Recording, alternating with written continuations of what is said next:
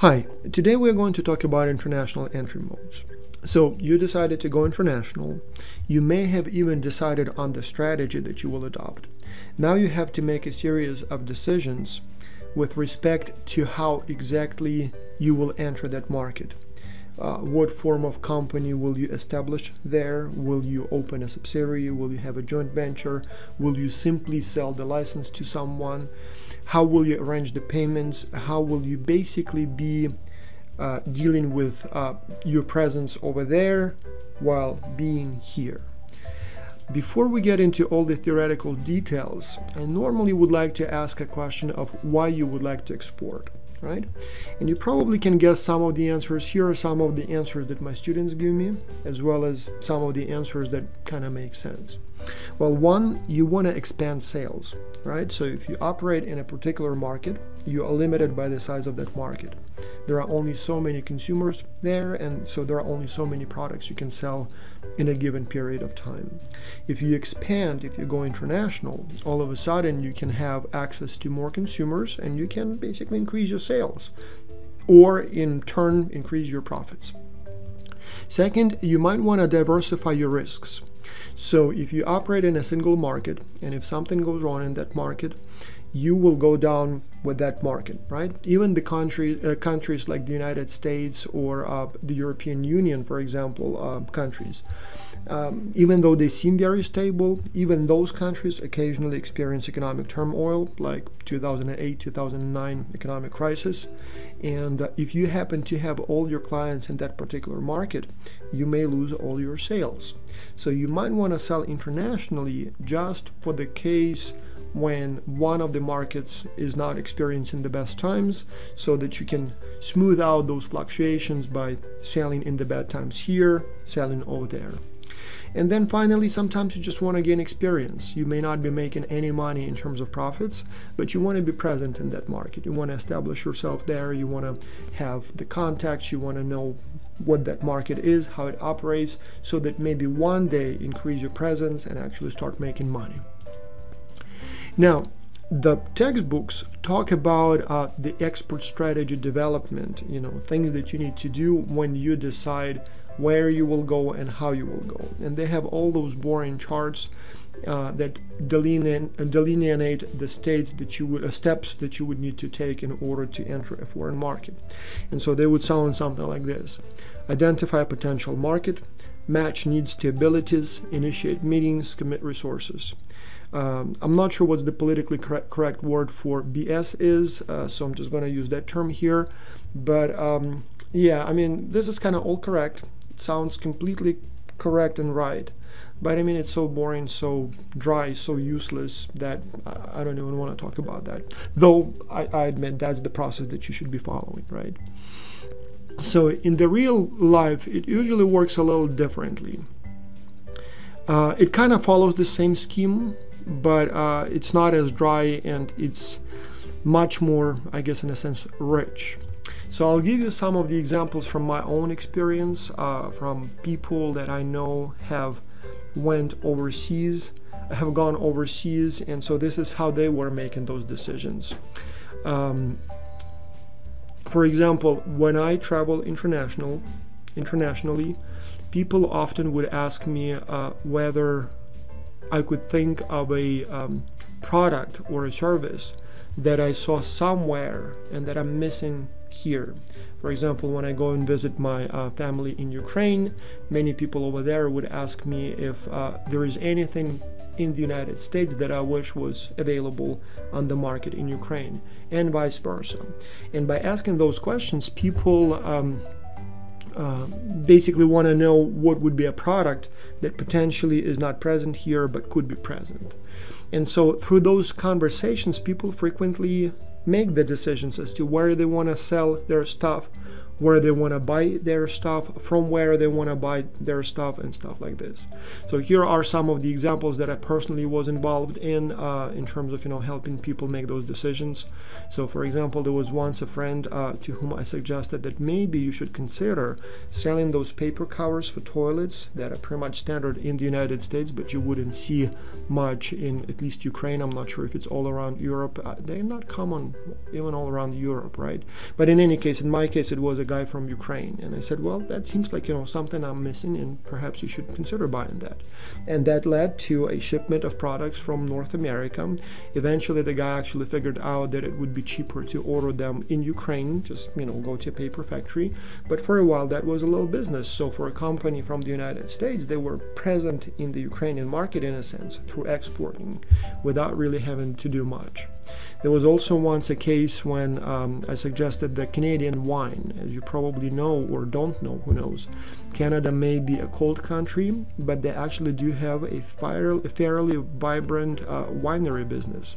So in Ontario and in BC, they have southern parts of the states, provinces, they have warm enough climate to grow grapes, and so they make wine. In fact, some of the Canadian wines are really luxury items. Like there is this one type from BC that is very, very sweet, and it's made from grapes that survived the first snow. So basically the grapes stay on the vine all the way through the summer and then fall, and then snow comes and the frost comes, and they still stay on the vine, and only then they're harvested. And so they give you kind of thick, very sweet wine that you couldn't find anywhere else. And so I suggested to a couple of friends that maybe you should consider importing Canadian wines, and they felt that would be an interesting addition to some restaurant menus. Likewise, for example, I have a friend who is buying and selling all kinds of stuff, but including also motorcycles. And so apparently in the United States, used motorcycles, the variety of available products is huge, and the prices are relatively low. And so I've been helping him on a regular basis, not really so much with selling them, but I would kind of keep my eyes open, and if I see a good product that he might buy here and sell there, I would inform him about that, and he does all the rest of the work. But again, as an idea, as well as my kind of presence here, that helps him, and so that leads to some trade between these two countries. Then even better examples would be kind of larger scale examples would be the ones from the 90s. And I'm not sure if those approaches would still work in Ukraine, but I suspect they would still work very well in some other countries. So in the early 90s, I was studying in Germany as a high school student. And so when I came back to Ukraine, I was one of a few people in the country who first could speak German language, second, who had some connections to Germany. Remember, that was right after the Soviet Union had collapsed, and so at that time, people were kind of clueless as to how to go about international trade. I mean, we had been isolated for 70 years. And so anyway, I come back from Germany, and one of the lines of income for me is to work as an interpreter. So I would do translations and interpret for people. And more and more at that time, we're talking about 94, 95, more and more at that time, I do receive requests to translate what at that time we called business proposal. So people literally would be looking for suppliers, for partners overseas, and they would write like a one-page letter with a business proposal. I want to buy your stuff, or I want to sell you stuff. And so more and more people would, when they come and ask for translation, they would also ask, well, do you know anyone in Germany who might be interested in selling or buying that stuff? And sure enough, I actually not necessarily knew the people, but I knew how to find them. And so soon I started literally every time I would go to Germany, and at that time I was going to Germany on a regular basis. I had my own business buying and selling cars, as well as sometimes going with the tourist groups as an interpreter. So I was going to Germany on a regular basis at that time. So every time I would be traveling through the country, I would collect the yellow pages basically books. So, and at some point I had them for virtually every major city from Germany.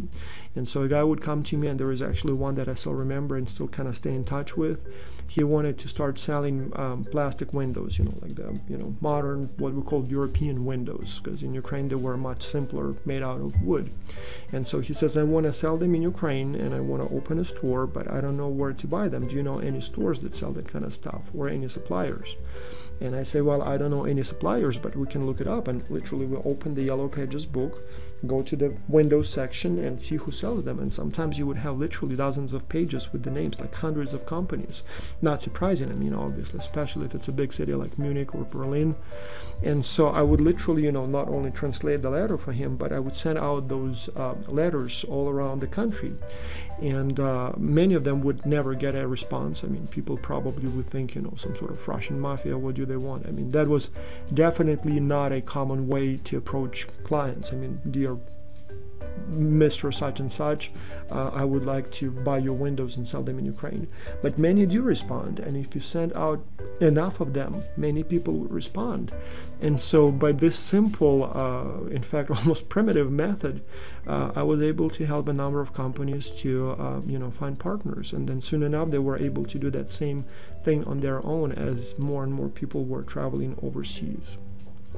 Then, for example, another example, so also a friend of mine once calls me and asks for translation.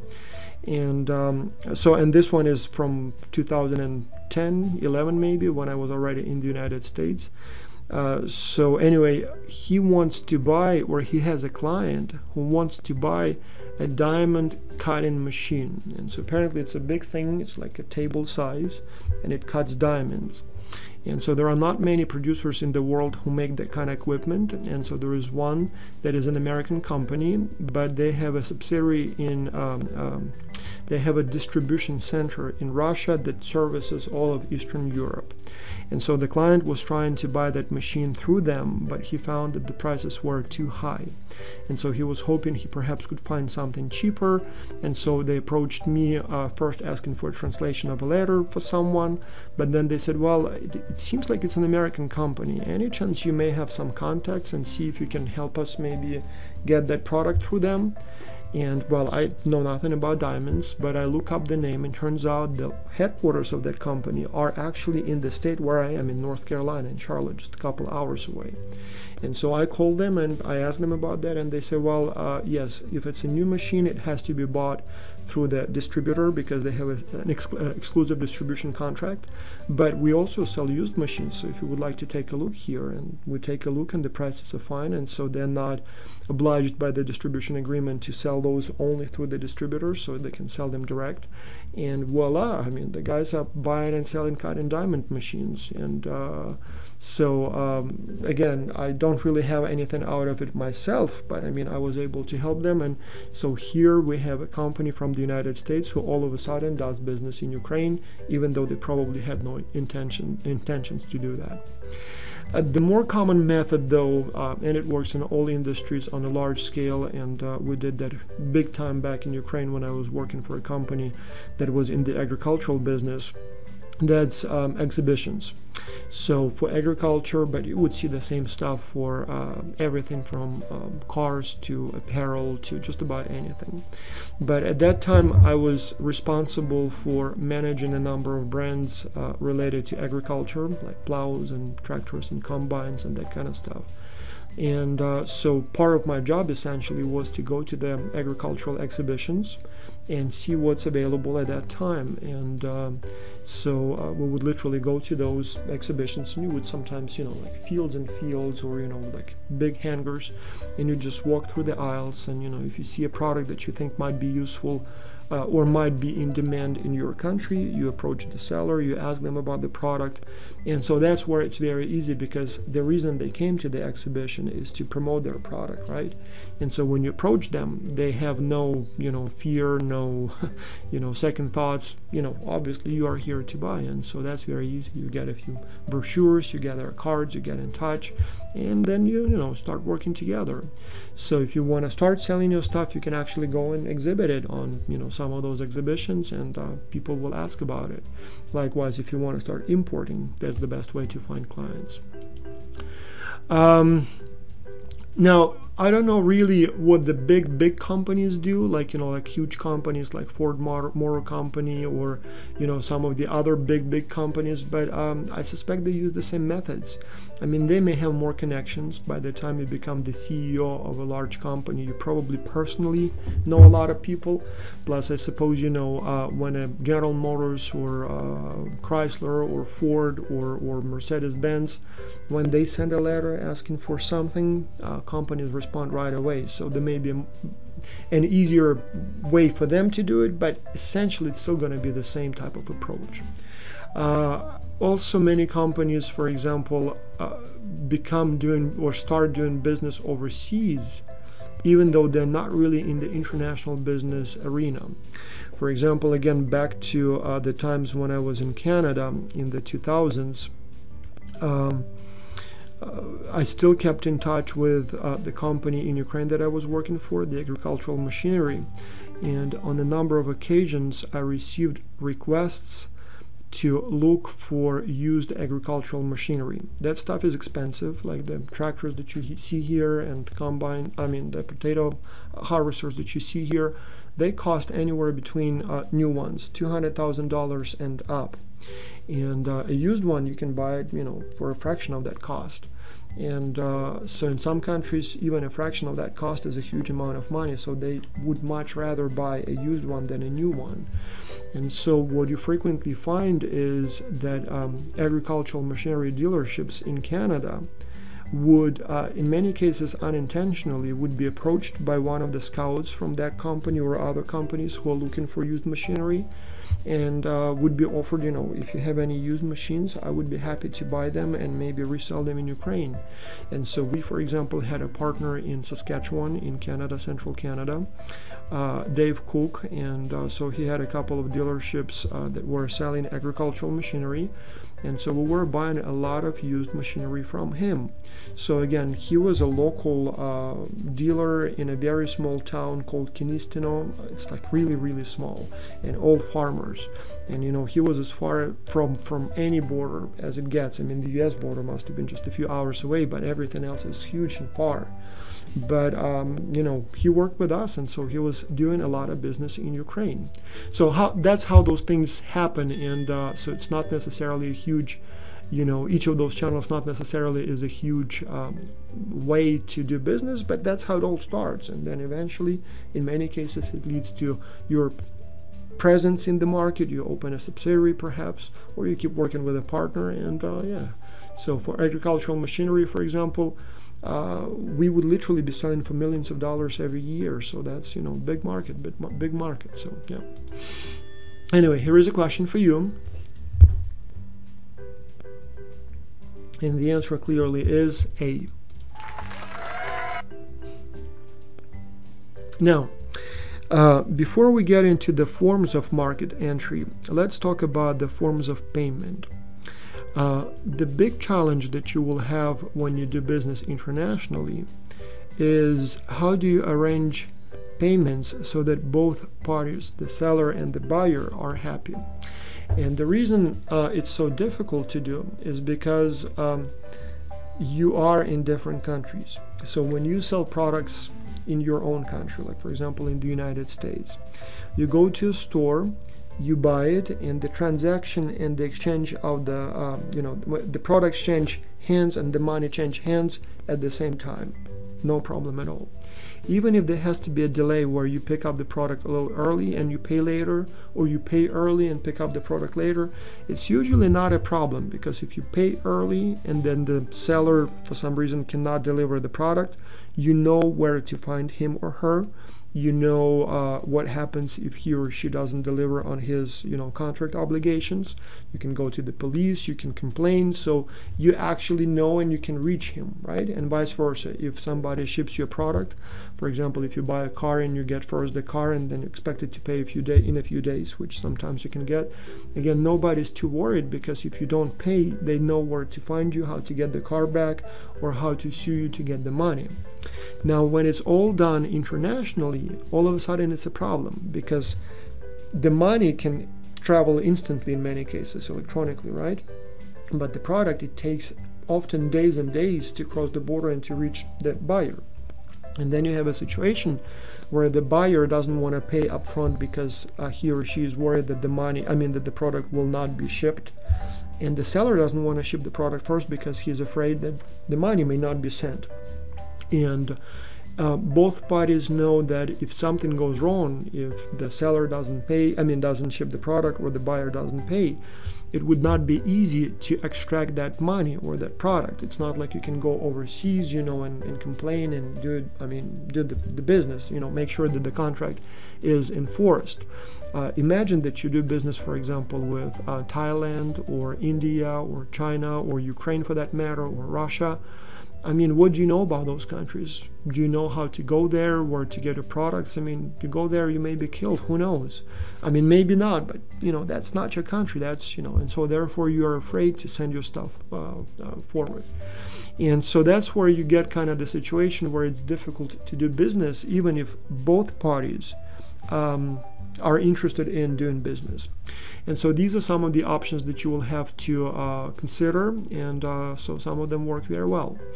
Before we get into the options, let me give you a little historic perspective. So this is not a new topic. The problem of contractual obligations or fulfillment of contractual obligations has been around for centuries, right? People have been trading for probably even millennia, not even centuries, millennia, right? And people also had all kinds of international agreements for millennia. And so how would people enforce or make sure that both sides fulfill their obligations? In prehistoric times, often what would happen is that the sides would literally hold the other side's kids, for example, daughter, hostage. So if there is some sort of an agreement, trade agreement, or perhaps some sort of a peace treaty, in many cases what happens at the moment of signing, one of the parties, or both parties in many cases, would leave their kids with the other side. And so the agreement is that, all right, so let's say we pay you now, we wait for your products to arrive in a few months. During this time, your son will live with us, or your daughter will live with us. We will treat him or her well and make sure that they receive proper education and, will be fed and everything else. So, but if, let's say, by this and this time, your product doesn't arrive or your payment doesn't arrive, we will kill your daughter or your son. And so that's why, by the way, you often see in the European history that many of those monarchs, many of those, prominent people who once were children of prominent people grew up overseas, and that's specifically because there was some sort of a deal between the nations or between the companies or between the families, and so the children literally could have been held hostage. So in some cases we're talking about years and years. If it's some sort of like a peace treaty, for example, it would be literally, we signed the treaty or truce agreement, and so we're not going to fight you or we're not going to attack you, and if we do, well, here is my daughter, you can kill my child. Or same thing with the trade or whatever else. And so obviously it's very inefficient. So obviously we don't want that sort of approach today. You don't want to, leave your kids or other valuables just to make sure that your business partner fulfills his part of the contract. So people have come up with much better methods. And so we have a number of options here. We will talk about them one by one. So first, we will talk about advanced payment. So what is advanced payment? That's when the seller doesn't ship the product until it's paid for. So basically, the buyer has to pay first and the product will arrive later. It has a number of advantages and disadvantages, and obviously it's a much higher risk for the buyer because you have to pay first, make an advanced payment, than for the seller. It works very well when the buyer is an unknown guy or a company and the seller is a big known company. So for example, when you buy from Mercedes-Benz or BMW or whatever other big company you do business with, as long as you pay, you can be pretty confident they will send the product. you don't have to worry about them because they're not in the business of, you know, tricking you. So they are in the business of whatever they do, and they will do their very best to fulfill their you know, obligations to ship the product. So usually they wouldn't know you and they may not trust you, but you can trust them. The problem with this approach, including for the seller, is that you may have a buyer who has a buyer, and or perhaps, you know, has a store that can sell so many of those products a month, but may not have cash at hand to buy a large enough shipment. So for example, let's say you're selling cars, and that's the business that I used to be in, so I kind of know it better. When we were in Ukraine at that time, buying cars in Germany and selling them in Ukraine was a big business, and that's what I did for, you know, for a number of years. And if I had several cars at the same time, like let's say 50 or 100, I could be selling a lot of them and I could be making a lot of money.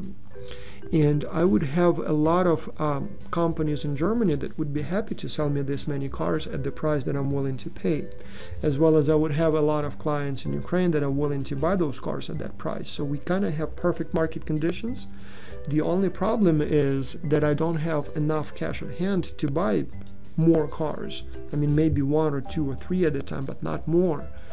And so the Germans are not trusting me, so they don't want to send more because, you know, obviously it's risky.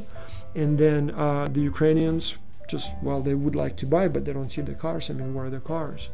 And so the prepayment or the advanced payment kind of works very well for the seller because it minimizes the risk, but it also minimizes the volume big time. And many of those car dealerships in Germany would literally have hundreds of cars on their lot. So it's not like they're losing something. I mean, if they shipped some of them right away, it would be a good business for them. But because of that risk, they don't want to do it. And because they don't want to do it, they sell much less. So we are talking about the loss of volume, loss of potential profits because of this arrangement. Again, I mean, risks may still be high enough to justify this approach, but otherwise it's not a very good idea, especially if the product is already made and sits on your lot or your store shelves. The opposite of this is what we call the open account. That's where the seller ships all kinds of stuff to the buyer, and the payments are made, you know, for example, monthly or whatever the agreement. So it usually works that way, for example, with boutiques or some other types of stores. So basically they would just call the manufacturer or seller and say, well, we need so many units of this and that stuff. They receive that stuff, but they would pay for it only if or after either the product is sold, or maybe once a month they just, you know, see for how much they sold this month, and they would pay for that product or for that amount at the end of the month. So this works very well when the seller and the buyer have long-term trusting relationships, and so in this case the seller doesn't have any risks because he knows, you know, that's or she knows that's our partner and they will pay, so no worries. And so by sending more stuff up front, they have, you know, a greater variety and choice for the consumers, and as a result they can dramatically increase payments. The only problem with this approach is that in some cases payments can be delayed. In fact, probably the best example of this sort of agreement would be stores like Walmart, like Aldi, like, you know, big stores. In most cases, well, Aldi is a bad example because they mainly sell their own stuff, right? But Walmart, they sell stuff from other people, right? Or Target or whatever other stores, you know, sell everybody's, you know, like big stores. And so Walmart, for example, in most cases the standard agreement is that we get whatever we want, whatever quantity, and we will pay you for that product 180 days after it's sold. So it's literally several months after it's sold. So whatever's on their shelves, that's not paid for yet by Walmart. That's the suppliers provided that stuff, and only after a long time after it's sold they will pay back. And Walmart is actually notorious for delaying those payments. And so as a result, that potentially could be a little disappointing and risky for the suppliers. And usually it works very well when the volumes are huge, when you trust the company and you know even if with a delay they will still pay. So yeah, I guess sometimes, you know, that's especially when the credibility of the seller or retailer is greater than that of the manufacturer. So those are kinds of agreements. Now, there are two other types kind of in between, and they're called documentary collection and letter of credit. And there are some slight differences in the process, but I'll describe only the basics of how it works. And so I'll again use an example from my own life for how I learned about that process. Must have been in the 80s. So, and then I'll talk a little bit more about the theory. But anyway, you have here a diagram that illustrates how the documentary collection works. And then you have a diagram that illustrates how the letter of credit works, and it's kind of long and complicated, but I'll explain it to you in much simpler terms. So, for example, you have, let's say, a seller who sells computers, or in this case it looks like it's a printer, and you have a buyer who buys printers, right? But let's imagine these guys are in the United States and these guys are in, let's say, for example, Ukraine or Japan or whatever country you like. And so you have a situation where the seller doesn't want to send the product because they're afraid that they will never see the money, and the buyers don't want to send the money because they're afraid that they will never see the product. I was in that situation once, must have been in 1995 or 6 maybe. So I was just starting to do business, buying and selling cars, and usually I would be sticking with cheaper cars. But this one time I was approached by kind of like the vice mayor of the city. So he was not the mayor, he was one of his, aides, or, one of his, right hand basically. And so the guy wanted to buy a Mercedes-Benz. And at that time, he was looking for a used C-Class. And again, from today's point of view, it may sound like, well, C-Class, it's not huge. But again, for that time, for Ukraine, when the average salary was $100 a month, we are talking about a huge deal. And it was about $20,000 eventually that it cost. 23, if I remember correctly. Must have been Deutsche Marks, but the exchange rate was probably close to 1-to-1. And so he approaches me and says, well, I hear you can get a car from Germany. You have some partners there, and I'd like to buy one. I call my friend there, Benno Prassen. He was in München, and so he was a guy who specialized in luxury cars. So he was primarily working with BMWs, but he also was selling Mercedes-Benz as well, and other cars from time to time as well. And so I tell him that I need a Mercedes C-Class, and he sends me a list of what he has available at this time. And I show it to my client, and the client looks at it and he says, yes, I want to get this one. And it was navy blue. I remember that very well. And so the price is about $23 or something like that, $1,000, which is a huge amount for that time, like huge amount. And so I have a situation here where I have a guy in Germany who is willing to sell the product for that price. I have a guy in Ukraine who is willing to buy that product for that price. But both of them don't know each other, and they are not comfortable with either sending the money first or sending the product first. So the guy in Germany says, well, I trust you. I know that you will be, doing everything in my interests. So, but can you guarantee that if something goes wrong, you will still be able to get the money from the client? And I say, well, if I give him the car and he doesn't pay, he's a, big, serious guy here. Again, at that time in Ukraine, we're talking kind of mafia style, right? And so I'm still a student in college. No, I will not have the means to extract the money from him. Likewise, he says, well, what if, when I give you the car and you drive and, you get in a car accident or something else goes wrong? Happens, right? Will you have the resources to repay me? And again, I'm like, no, probably not. We can buy the insurance, but still not good enough. Same thing with the Ukrainian guy. He says, well, I don't worry about you. If you decided to play tricks on me, for example, take my money but not deliver the car, we will find you. We will find your family. We will make sure that you will, pay back. But can you guarantee that your partner in Germany will send the car? And I say, well, I mean, it shouldn't be a problem. And the guy in Ukraine, the client says, well, what if he doesn't? Will you have any ways to enforce it? And I'm like, well, I mean, probably it will not get to that, but if it gets to this, if he decides dishonestly to take your money and not send the car, no, I really wouldn't be able to do anything. Plus, again, if I get in a car accident, I mean, that's, outside my control. And so we have this situation where both want to do the deal, follow with the deal, but they don't have the trust. And then I have a brilliant idea, like really, really brilliant idea. I invent the letter of credit. I have the idea that what if I went to a bank and I offer them that my client opens an account and puts the money in that account, and the bank issues a letter saying that, yes, we see the money, we now hold the money, and we will send you the money once we see the car. So this way the bank will be kind of the guarantor. And I invent this. I mean, like, yay, that's a good idea. And so I don't know what it's called, but, it's a good idea. And so we go to the bank, and I say, well, can we do that? And the banker looks at me and says, are you talking about the letter of credit? I'm like, I don't know. He says, oh, yeah, it's been around like for hundreds of years. So, yeah, unfortunately, even though I invented it, somebody else invented it before me, like literally hundreds of years earlier. But in any case, we learned that that's a legitimate, existing option.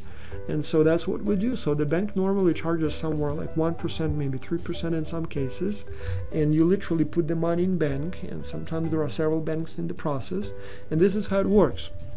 So first you put the money in bank, and the bank offers a letter that says, yes, I see the money. And yes, I promise not to give the money back to the seller, to the buyer, unless the seller allows me to do so. Otherwise, I will send it to the seller as per the contract. And so once the seller sees the money in the bank, the company sends the product, and in many cases it would go only to, for example, the border. And then once the product is on the border, you would send the letter from the customs saying, yes, we see the the container with the product, everything seems to be fine. And then the money is released, and sometimes directly into the account of the seller, sometimes to the seller's bank. And then at that point the product is released and it crosses the border.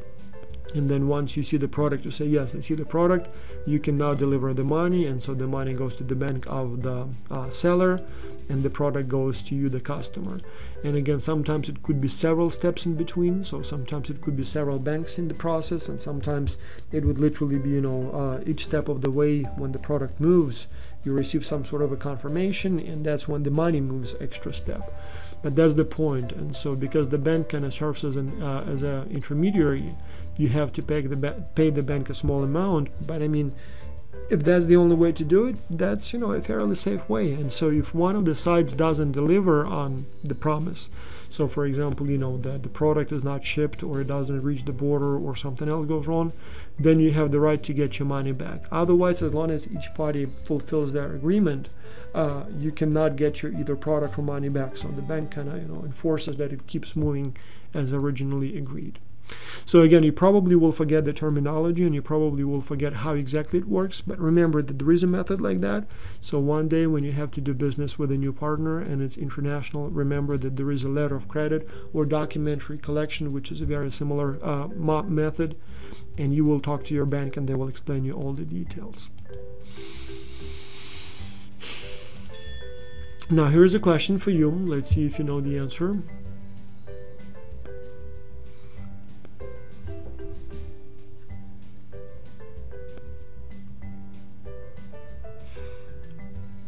And the answer is, well, actually A and B both are correct in a sense. So for the exam purposes, I'll make sure that the two will appear as one answer, because there are subtle differences, but they're frankly so fine that even I don't really know what exactly the differences are. Well, I kind of know with documentary collection, it's more steps, it's a little bit more detailed, and but the whole idea is still the same, so you don't really need to know the difference, at least for the purposes of the exam. Now, another very important, and it's almost unrelated topic, but still related to payment, is what we call counter trade. Counter trade, that's more or less, that's barter, when products exchange hands without money. The reason I want to talk about that is because it's much more common than you think. Second, it's much more common and often the only way to do business internationally. And so I'm going to talk about that, and so please listen carefully. Most of you think that it's something, that hasn't existed that vanished hundreds of years ago. I mean, counter trade, that's for third world countries or for 200 years ago. You would be surprised how useful and how common this method actually is. And yes, when you go to a store or when you buy your clothing or your food, obviously you don't trade, like that. Even though now there are more and more websites that allow you to find partners for trade. So there are a number of websites, at least in the United States, and I'm sure there are many in Europe as well, where you can find people who would trade products and goods, so not sell but actually trade.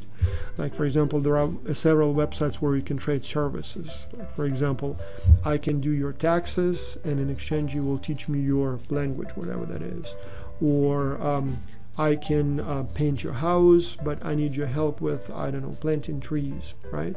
So there are also websites where you can trade things, goods for goods, but that's more kind of, for fun, right? So it's not the main way we do business. In big business, though, international trade is counter trade is a very big deal. And so there are a number of types of counter trade, and so we're not going to talk about each of them, though I recommend that you read more about each of them. So the most primitive form, the most common form, would be what we call barter. So you literally show up with your product, your partner shows up with his product, you switch products, there is no payment, and you go home. And it can be, like 3 fish for 1 bushel of, wheat, for example, right? Or 1 bucket of apples for 1 bushel of, rice. So, but then you also have all kinds of other options like counter purchase, where you kind of promise to buy something for the same amount, and so as a result there is no payment. So you kind of buy something, there may be an amount on the books, but you don't pay the money, you just at some point buy for that same amount the product from your seller. And then you have offset agreement, you have switch trading, you have buyback. So all of those are different forms of exchanges where you have an agreement to either swap goods right away or with some form of a delay and some sort of an agreement that obliges both parties to swap those things. So it doesn't really matter for this purpose, for the purpose of this course, what the slight differences in each of those is. Just the point is that that barter is, or counter trade is basically barter, and then there are different forms of it.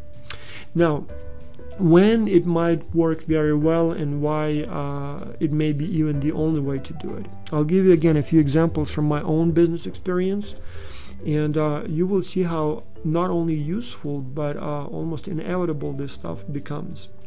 So, for example, imagine that you are selling agricultural machinery. So your clients are farmers, right? Now, farmers do have some money and obviously some resources, but one of the problems they have, their income or cash flow is extremely cyclical. So they would be spending money all year long. Like spring, they would need money for gas to plant stuff, and then fertilizer, and then all kinds of herbicides, pesticides during the summer, sprayers, and then in the fall money to again power the combines to harvest the crop. And only sometime in the fall, or maybe even late fall or winter, when all the harvest is in the barn, they can finally sell it and get the money. And usually they get paid literally once. They sell the stuff, they get paid, and then they have no income for the rest of the year up until the next fall again. And so sometimes you would have a situation where the farmer, let's say it's the springtime, and the farmer needs to plant crops, and the farmer needs a combine, or not a combine, a tractor and maybe a seeder to plant that stuff. And those things cost money. It can be $150,000 for a tractor, maybe another $50,000 for the seeder, depending on what model you're getting. So we're talking about like $200,000 right away. And the farmer may not have that money because the farmer just spent money on seeds and on fertilizer and on gas, and he or she needs that machinery right away. Or even more likely, for example, it's fall, right, and your crops are ready to be harvested, then your combine broke and you decide to buy a new one, and by that time you have spent all your money and you kind of have the resources, it's right here on the field, but you will not have the cash until a few weeks or months later, until you sell that product. And so you kind of have the resources, but you can't buy that damn combine. And so you come to the seller and then you say, well, I really want to buy, but I don't have the money, would you give me a loan? And in many cases you wouldn't be able to get a loan, especially if it's country with weak institutions like Ukraine in the 90s, for example, or I don't know, just most of Asia today, for example, most of Africa today.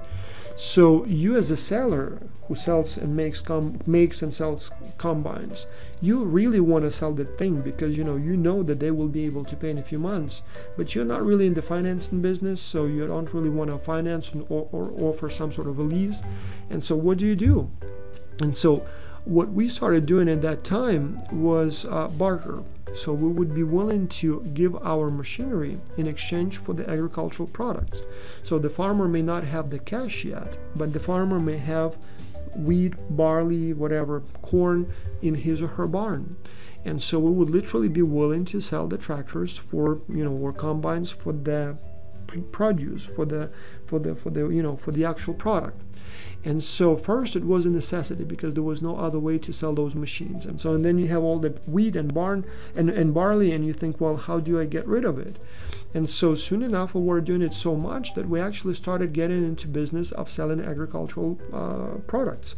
And so we had a whole division within the company that was doing just that. They would be getting the stuff from the farmers, in many cases in the form of payment for machinery, and then resell it.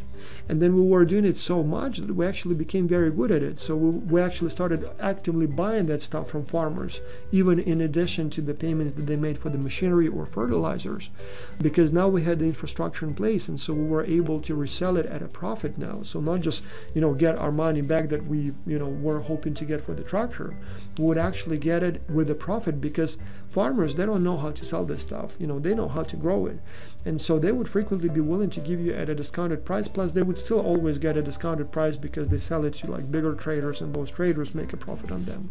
And so essentially we became one of those traders.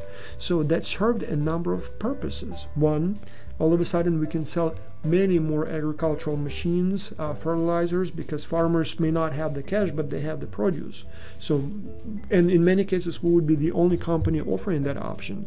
So maybe otherwise they would have bought a combine from someone else, but someone else doesn't want to get the produce. So all of a sudden we become the top choice, and our volume grows. Then on top of that, because we have such a good distribution channel, we all of a sudden can make additional profits on reselling that produce. So all of a sudden our profits double, because we have an increase due to the increased volume, and we have an increase due to the better deal that we can get with barter than with cash. Works very well. And so again, you can be in the United States or Canada or the European Union, and you can think barter, that's not for me. Well, if you want to do international business, if you want to deal with countries in Africa, in Latin America, in Asia, which are growing markets and probably will be your best markets for your products in the next 10-20 years, you might want to consider this option. I'm not even talking about the things like, for example, sometimes it allows you to evade taxes, and sometimes very illegally. I'm not talking about illegal stuff here. I'm saying that you may actually be able to pay less taxes, because you may, the barter type of deal may allow you to do so. And then, as I said, you can get a better deal, you can get access to cash-strangled customers, you can earn extra because of your connections. So it's a very interesting method, so think about it. And let's see if you know the answer. And here, while we do have a different types of counter trade, this one is the simplest one, and it's clearly barter, right?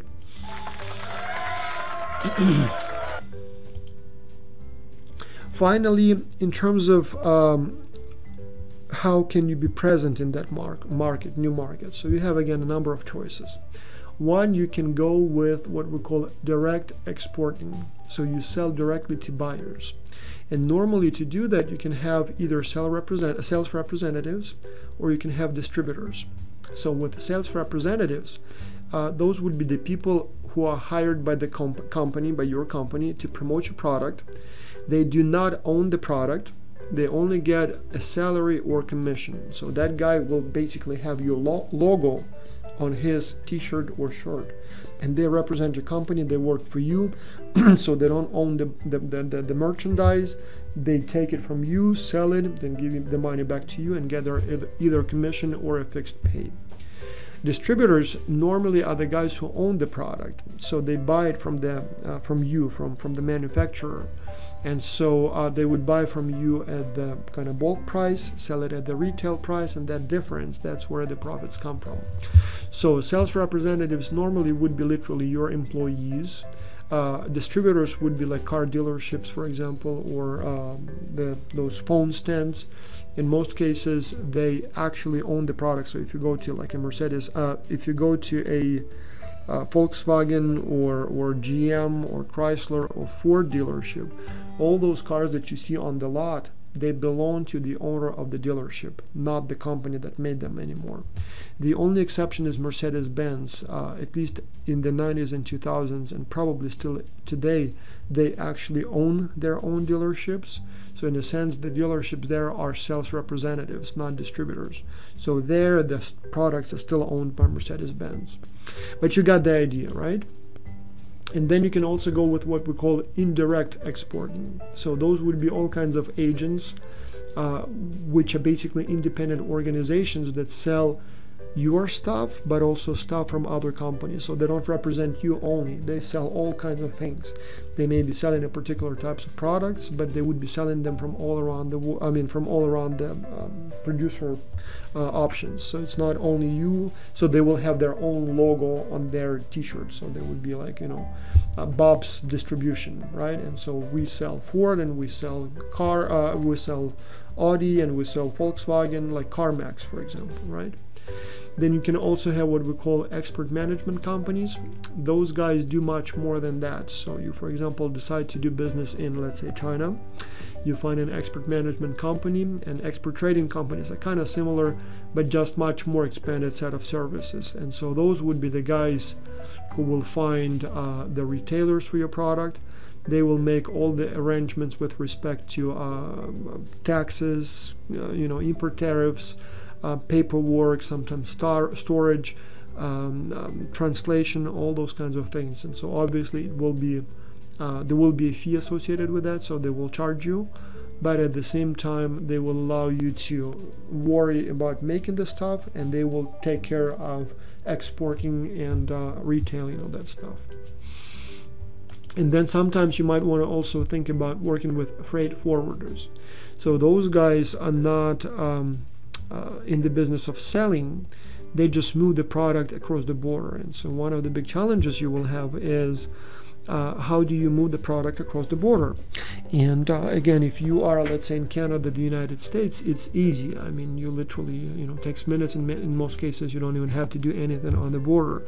All is done electronically in advance.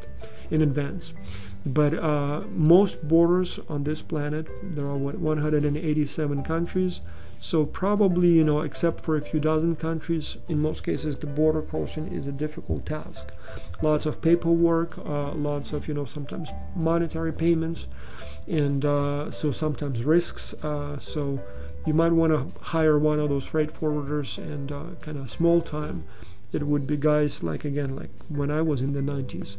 I was going to Germany, also other European countries on a regular basis, and going back.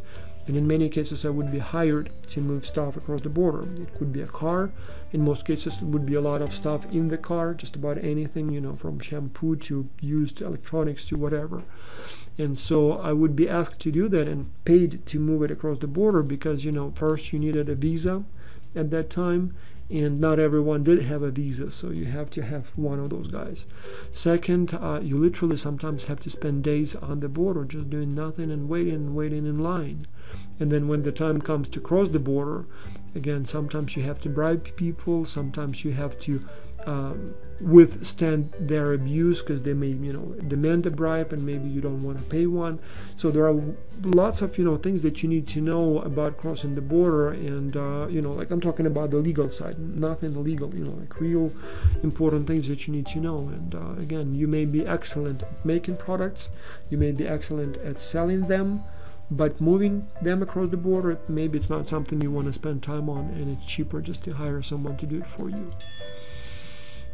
So here is a question.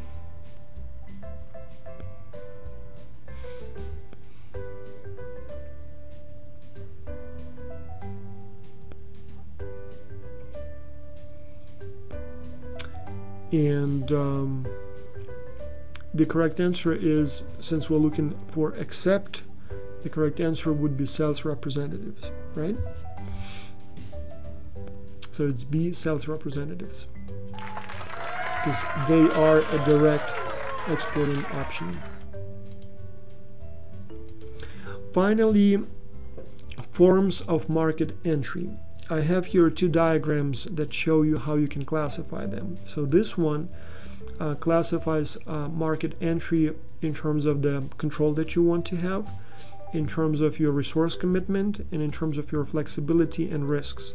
So risks you're willing to take and how flexible you are. And an alternative option or model would be this one. Kind of gives you almost the same picture but in a different way. So you have here, again, control, you have risk, and you have experience. So for example, if you don't care about control and you don't want to take any risk and you have no experience, then exporting is the best way for you to go. If you want to have all of the control and you're willing to take a lot of risk and you have a lot of experience, you might want to go with a wholly owned subsidiary. And so you have all kinds of other options, and we'll talk about them one by one. So first, we're going to talk about licensing. That's probably the least risky, least involved method of being present in a foreign market. And so under this market entry mode, you do not really sell your product. In fact, you don't even move your product across the border. You just sell the license. And so the good example would be all kinds of software companies that literally, they would make the product, but rather than actually shipping the product across the border like CDs, they just sell you a license, and you can download that product from their website and install, on your computers. Many organizations have a license, like for example, at this very organization where I am now at, University of North Carolina, Greensboro, we have a number of software like Novell's software and all kinds of other things. And so the school has a license for a number of copies, but they would get either only one disk or maybe just download a copy, but they are allowed under that license agreement to install it on so many computers. And so that's how it would work. Or all those toys, especially the ones related to the movies. Again, in most cases, it's not the movie studios that actually make those toys or clothing with, with the pictures of those movie characters. But they just sell a license to toy makers. And so in many cases, it would be either an annual fee, so you pay so much and you can make as many units of your product as you want, or you pay so much for each unit. Like for example, every time you put our logo on your t-shirt, or you make one of those toys in the image of the movie character, you have to pay, I don't know, 10 cents or $1, whatever the risks are, whatever the prices are. Now the beauty of licensing is that you can enter new markets without any upfront cost. You just sell the license, you don't have to worry about anything. Somebody will do all the work for you. Very nice, very beautiful. So no risks, nothing. Plus the good thing also is that you don't have to worry about counterfeiting. So you sell the license and they're happy. They don't have to counterfeit because now they have the product. So everything seems to be fine, and you just focus on making the product. The negative side is obviously that you may lose some control. So what if you sell the license to make, for example, toys for kids with the image of your characters, but the product is of poor quality or has some dangerous materials in it? It may reflect poorly on you because after all, it's your logo that goes on that product. Likewise, you may still be risky in terms of kind of stolen property. So there are many stories, fewer now, but there used to be a lot of stories from China where you would have a Chinese company, buy a license for like a brand product, like, I don't know, Nike, Adidas, things. And so they would have the license to make so many of them, and perhaps, pay, let's say, $10 for each copy or $1 for each copy. And so once they get the the blueprints, once they get the instructions for how to make it, they would literally open another company across the street that starts making counterfeit, because you sell the technology. I mean, you tell them how to make it. And so the one that you have a contract with says, oops, sorry, nobody bought our product, so here is your $10 because we sold only 10 copies. And the factory across the street sold 10 million copies of that. And it's hard to enforce and deal with them, and you're kind of lost because you gave your technology up, and here you have to pay for the consequences. Also, sometimes it may be difficult because you may not get the quality that you want. For example, here we have the picture of the Sir Dyson of the United Kingdom. So that's the guy who specializes in airflow, and so he makes all kinds of products where air has to move, so like vacuum cleaners and then hand dryers and fans. And so he has some interesting inventions here. And so when he had the idea for the bagless vacuum cleaner, he first thought about licensing. So you probably know what Dyson vacuum cleaners are, right? And now there are many other, in fact, most vacuum cleaners today are bagless. But up until about 15 years ago, up until about 2000, vacuum cleaners had bags in them, like paper bags, and they would serve as a filter. And so when Dyson came up with his idea for a bagless vacuum cleaner, he wanted to license them, and so he approached all the major vacuum cleaner manufacturers. So Hoover, I don't know, whoever's in your part of the world is the main vacuum cleaner.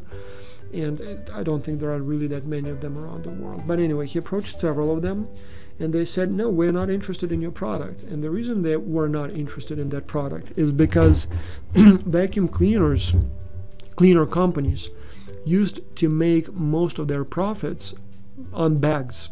So that the vacuum cleaner itself, the product, would not cost much money. But the bags would cost some money. And, like, for example, if I remember correctly, they were about $3 each, $2 to $5, anywhere in that neighborhood. But the cost of making them must have been, I don't know, 5 cents maybe. So you would be literally making like a 10,000% profit on that bag.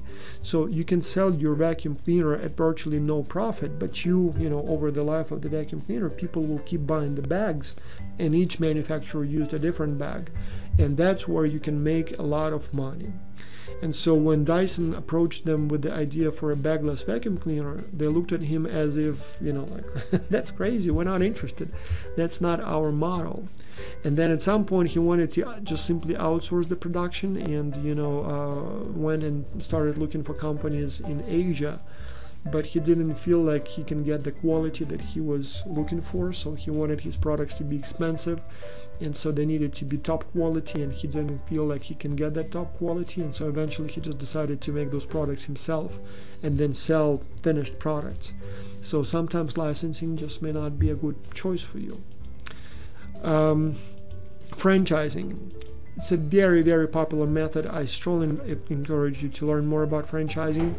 So this is the one where the idea is that you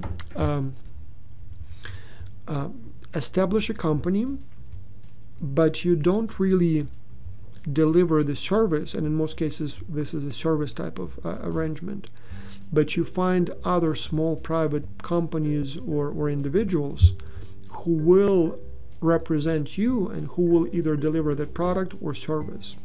And so usually franchising, you would see them like restaurants, hotels, sometimes car dealerships, those kinds of things. Like, for example, when you go to McDonald's, it's technically not owned by McDonald's. McDonald's is a company that kind of created the whole image, the whole brand, but the little restaurants, millions of them around the world, are owned by usually small, families and, small companies or individuals. So the deal they have with McDonald's is that McDonald's does the advertising centrally. McDonald's comes up with the recipes. McDonald's makes or orders and sells or distributes all those letters M and all the advertising stuff, the things that you put in front of your restaurant. So they basically provide you with everything you need to open the restaurant and run it. So as I said, everything including like pants and uniforms and advertising and supplies and food. So but you have to pay them for that. So once you become a franchisee, once you buy the franchising kind of rights, you know that every morning a truck will come and bring those buns and burgers and fries, and you don't have to worry about anything other than actually serving the customers. But it will cost you a lot of money, and so usually the price is such that it still makes sense for you to be in business, but you will have to pay a lot to McDonald's. I don't know exactly how much McDonald's pays, but I, for example, spent quite some time with Volkswagen, and I know that those were huge fees.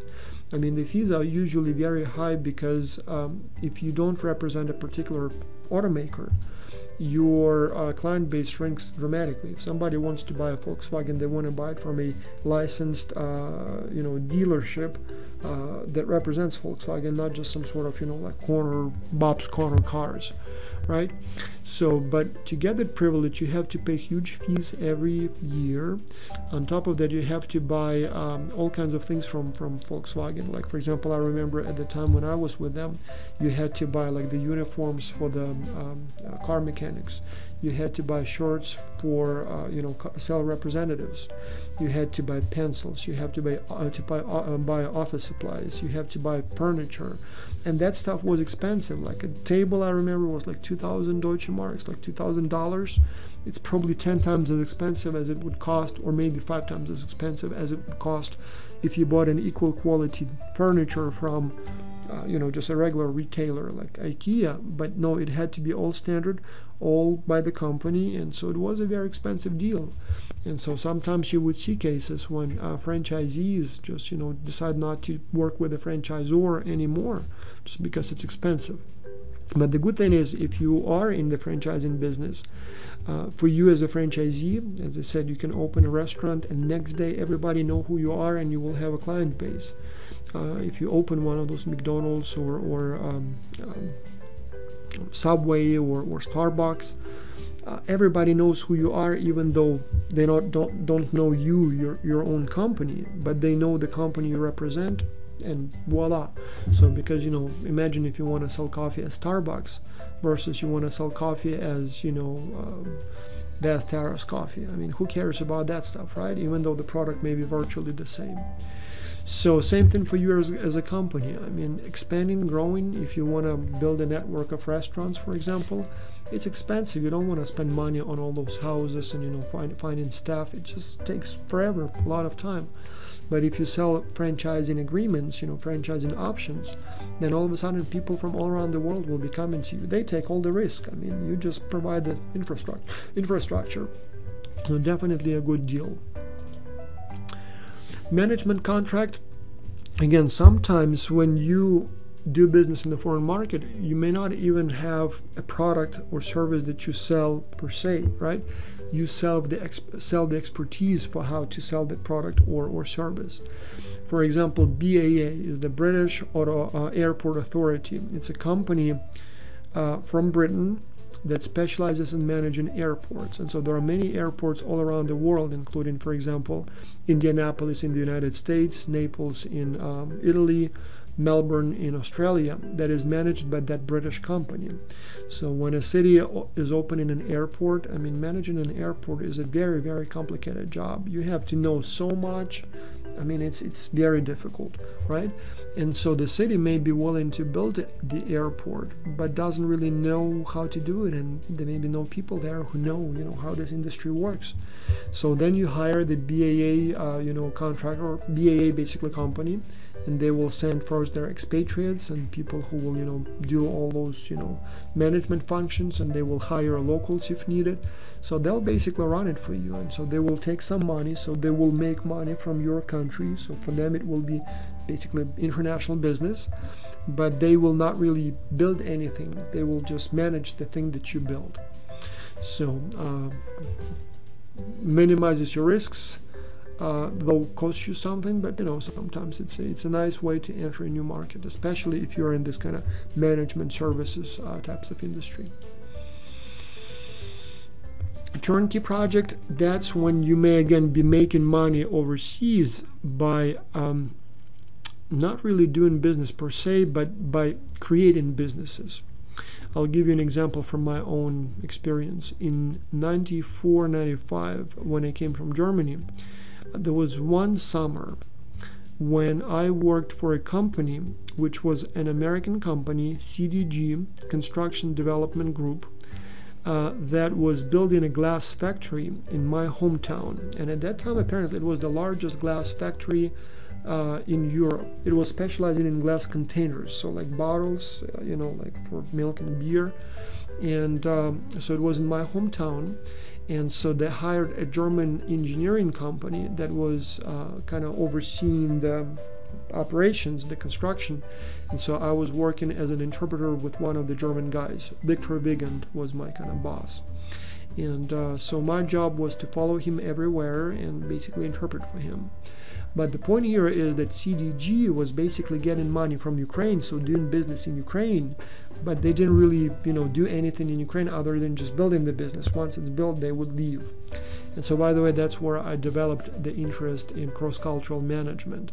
I would frequently have situations where I would be sitting with my German guy, and then a mad Ukrainian, worker steps into the office and says something like, "Tell this German guy, bad guy, I need a wrench to continue with my work, I'm not gonna, continue until I get my, supplies," something like that, like very, very mad and, bad words. And I would translate, well, Mr. here is interested if by any chance you would please maybe have a wrench for him to use for his work. And the German guy would answer like, tell him to F off. I mean, I'm an engineer, not a warehouse manager. I mean, it's not my job, and, get out of here. And I would translate back, well, unfortunately, at this particular time, we don't have an available wrench of the type that you want, so please come again later. And so it would be kind of, I would be right in the middle of those cross-cultural, tensions. And on the one hand, I developed a fascination with the whole topic. On the other hand, I kind of learned how it works, and then more important, I learned the importance it plays, the role it plays in the organizations. And so I wanted to learn more, and that's why I, do what I do now. So anyway, but turnkey project is one of the options that you can, exercise in order to be overseas, receive payments from overseas. And then clearly you have a wholly owned subsidiary, so that's where you open your own store, you open your own factory, whatever it is. So you literally own the building, you hire the people, you open a company, and it's your company. And so the advantage of this approach is that you have ultimate control, right? So everything is under your control, nobody else, only you. And you may have economies of scale because it's all yours. And, if you make it on a large scale in different countries, you can have, your supply chains will be more efficient, your production volume will be higher, so you can get better, prices, marginal cost will be lower, right? So it's all nice and controlled. The problem with this approach is that it's also ultimate responsibility. You have to invest a lot, you have to do a lot, you have to hire people, you have to train them. I mean, it's a lot of work. And if something goes wrong, you basically risk everything. So if something goes wrong, you've invested so much time and effort and money, and all of a sudden, boom, it didn't work. So if you had like some sort of a franchising agreement or a licensing, somebody else would be doing that for you. It doesn't work, well, big deal. You just don't get the license fees or franchising fees. But here, if it doesn't work, you lose all your investment. Usually this method works well and best for big companies where you have some sort of a know-how, like technical capabilities. Like for example, Dell usually owns their own factories, so they don't outsource production. They actually make that stuff in the Philippines or wherever they make their products. They would own the factories because they don't want anyone know, how they make their computers, how they, assemble them. And so they want to also have control over quality, and so that's what they do. But some companies outsource production, like for example Apple, they outsource production to Foxconn and other companies, and so works for them too. Now joint venture is kind of in the middle. You form a joint venture, and there are all kinds of joint ventures that you can form.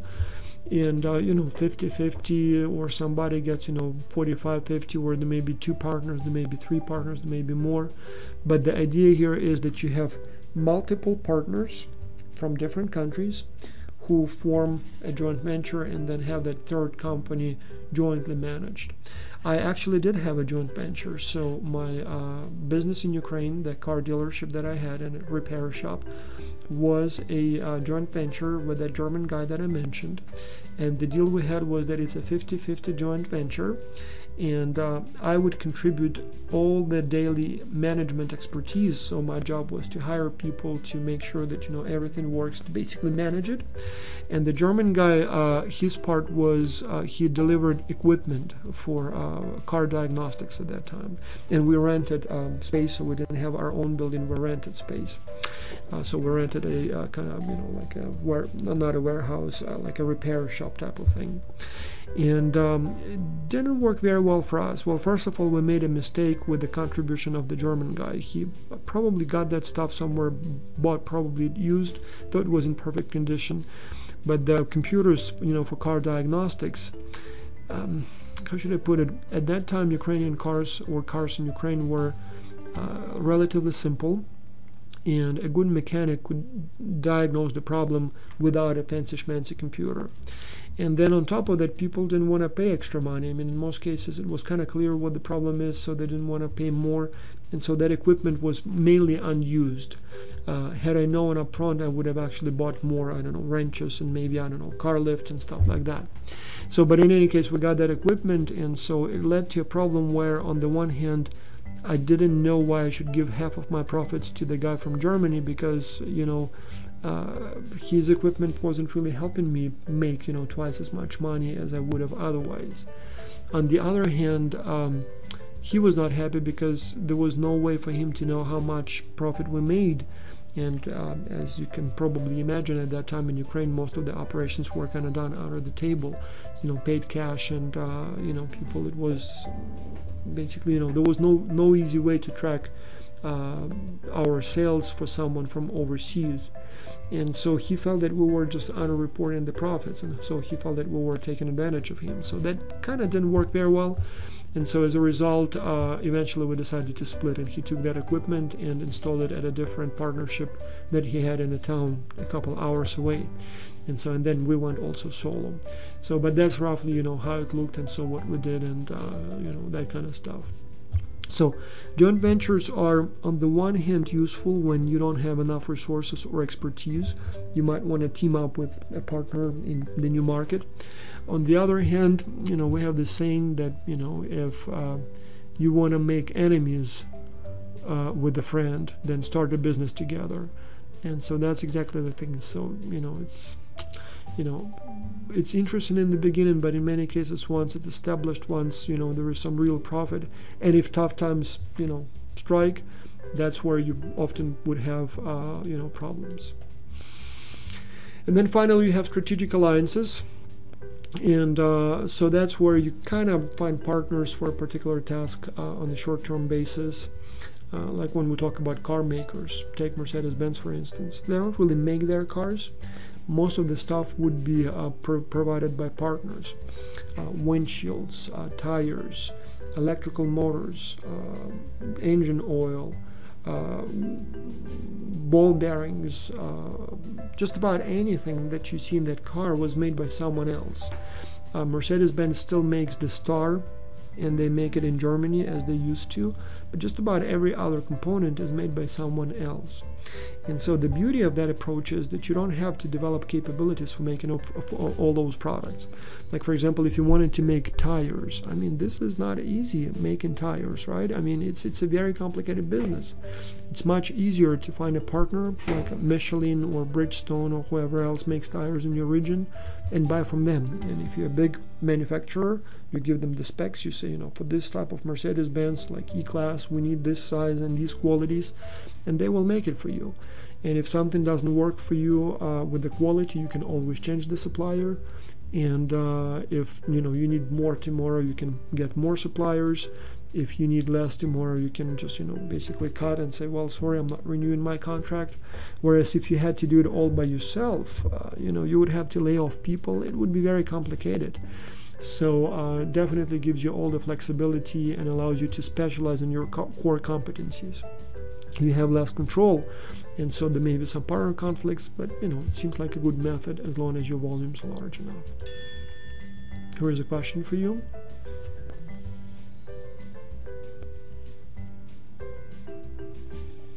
And the answer is, it is D, management contract.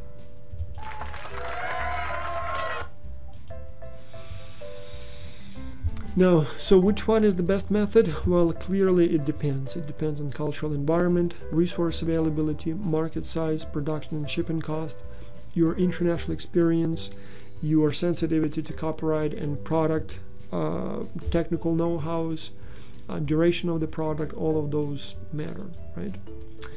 Anyway, here is what you need to know on the exam. Thank you very much for your attention, and I'll see you in the next video lecture.